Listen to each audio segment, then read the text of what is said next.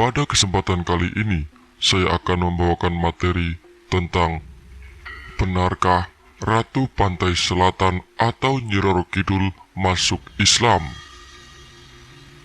Fenomena menggegerkan dunia Islam dengan munculnya pembicaraan Ratu Kidul yang mu'alaf atau masuk Islam. Saya mengetahuinya dari acara televisi Singapura. Tak puas mendengar kabar itu, cepat-cepat saya membuka internet. Ternyata benar, kabar itu sudah beredar luas di internet. Berikut menurut penuturan Habib Kirsin, mantan ketua pemuda Muhammadiyah, pernah mempunyai pengalaman yang menarik sewaktu berada di Mekah. Ia bertemu dengan Raja Ternate, dan raja itu membawa berita yang amat menarik.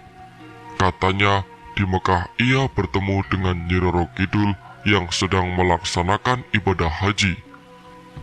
Gelar haji Nyi Roro Kidul adalah Hajah Syarifah. Berita Nyi Roro Kidul yang sudah hajah ini ternyata sudah lama tersebar di antara orang-orang Jawa yang punya linui. Dan apa yang diceritakan oleh Raja Ternate kepada Habib Kirsin ini ternyata dibenarkan oleh orang-orang linui itu. Benar, saya juga sudah diberitahu bahwa Kanjeng Ratu Kidul sudah naik haji dan bernama Hajah Syarifah, kata Mbak Ajeng, seorang wanita yang mengaku sering berkomunikasi dengan Nyi Roro Kidul. Dampak dari berita Nyi Roro Kidul yang masuk Islam ini luar biasa di kalangan orang-orang Jawa yang masih mempercayai legenda Sang Nyai. Di lereng Gunung Lawu, gunung yang dikenal sebagai tempat para dukun sakti, dukun-dukun wanita kalau mau menghadap Nyi Roro Kidul akan memakai pakaian muslim lengkap dengan jilbabnya. Mereka merasa malu kalau memakai kemben atau kebaya yang dianggapnya belum mencerminkan busana muslim. Dampak lanjutannya, karena orang-orang linui menyatakan bahwa Nyi Roro Kidul masuk Islam, maka orang-orang Jawa yang tinggal di sekitar Gunung Lawu mulai belajar Islam.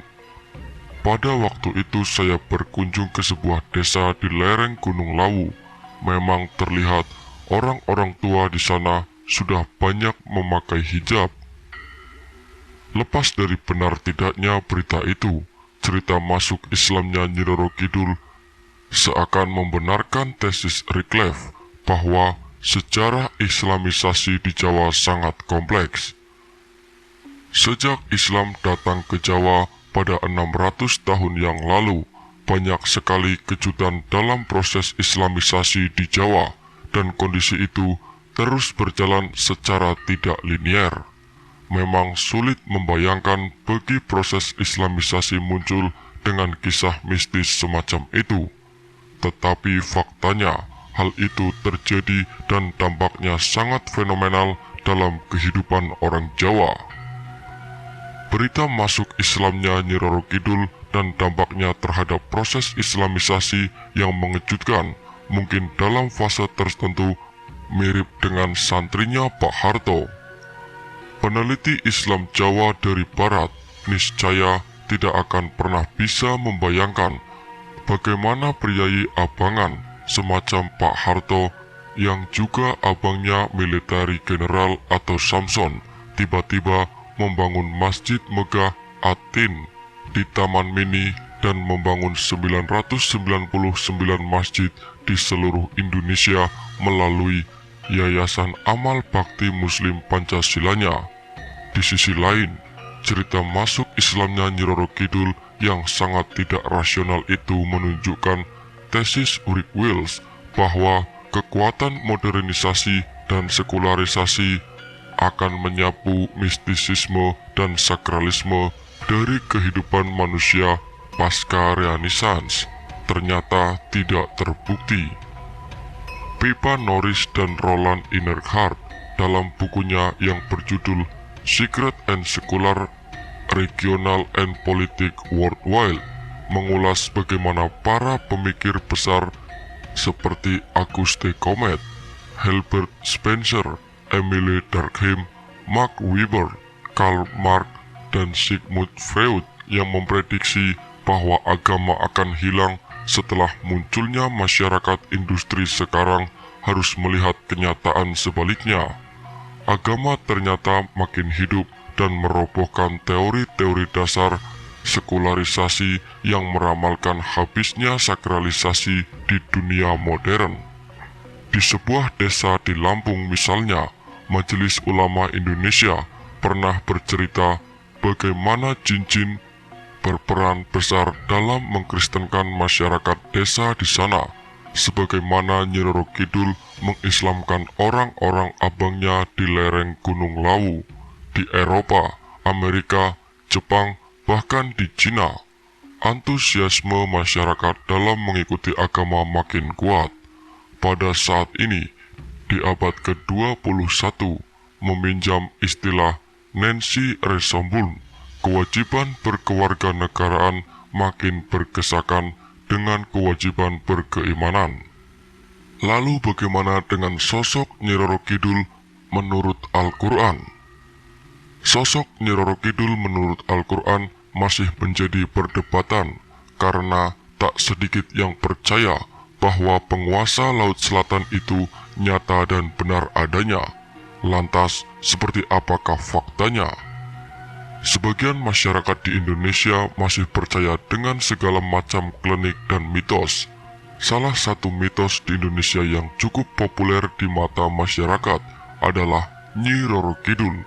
Namun, bagi masyarakat tertentu, Nyi Roro Kidul bukanlah sebuah mitos, melainkan benar adanya.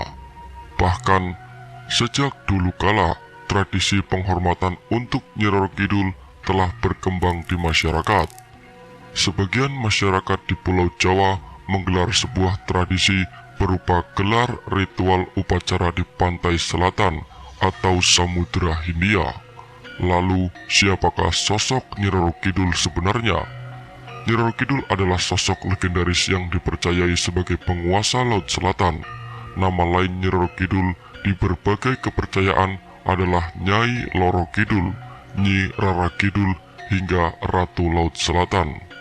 Menurut Marcel Calvin Raffles di dalam bukunya yang berjudul Sejarah Indonesia Modern 1200 sampai dengan 2008, nama asli Nyi Roro Kidul adalah Dewi Retno Suwodo. Hal tersebut berdasarkan tradisi Mataram yang disebut-sebut sebagai Putri Raja Pajajaran. Terlepas dari berbagai kepercayaan yang ada, benarkah Nyi Roro Kidul dalam Al-Quran benar adanya? Ada sebuah hadis yang diriwayatkan Ibnu Sayyad mengenai penguasa laut. Rasulullah SAW bersabda, "Apa yang kamu lihat? Saya melihat singgasana di atas lautan yang dikelilingi beberapa ular," kata Ibnu Sayyad. "Ia telah melihat singgasana iblis," ujar Rasulullah SAW. Hadis riwayat Ahmad. Namun, hadis tersebut tidak secara jelas menyinggung keberadaan Nyi Roro Kidul di dalam Islam. Hanya saja, Nyi Roro Kidul dipercaya merupakan sosok jin yang memiliki singgasana di Laut Selatan.